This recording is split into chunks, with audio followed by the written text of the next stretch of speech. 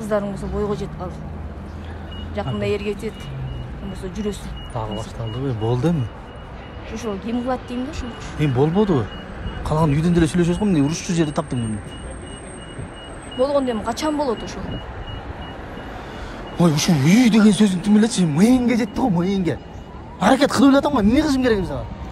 Элде тура Рассага да барып келдим. Иштеп элатам. Эми болбойсам эмне кылайын эми? Жүрө. Эмне бирөөнү урдайынбы, же алдайынбы? Анда кыйын экенсин таппайсыңбы сен? Мен деле ошо үй үчүн аракет кылып жүрөм го. Эмне кыйкырасың? Сен кыйкырып атпайсыңбы? Бияка барсаң деле үй, бияка барсаң үй деп. Эмне көчөдө калдың беле? Үйдө эле жашап атпайсыңбы?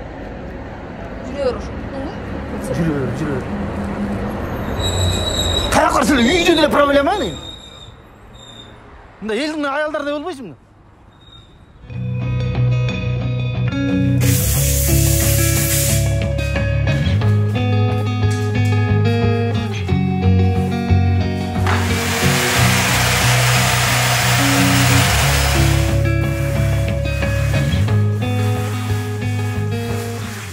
Бирөөлөргө үй салып берип жүрөбүз. Өзүбүз качан үй салабыз я?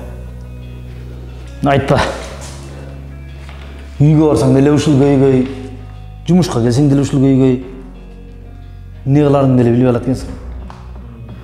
Кудай буйрса биз деле үйлүү болобуз, доске, туурабы? Жигиттер, мен кошунам Талайке кече жакында эле Келечек деген кооперативден өзүнүн үйүн алып көчүп кетти. 10 000 сом менен арган экен. Топтоо деген программасы бар экен. Мен да көптөн бери ошого кызыгып жүргөм. Барып маалымат алсамбы деп. Биз эле барып ошо мүчөлүккө турупчу. Үйлүү болуп калсак сонун болот эле я. Анда мындай кылбайлыбыкпы? Жана 10 000 сомдукка катталалык. Бизге окшогон мындай карапайым элге аябай ыңгайлуу экен да, шарттарычы. Биринчи катталып көрөлүк. Топтоо программасы сиздер үчүн эң ыңгайлуу шарттар. Ушул топтоо программасы жакшы экен. Бизге ыңгайлуу.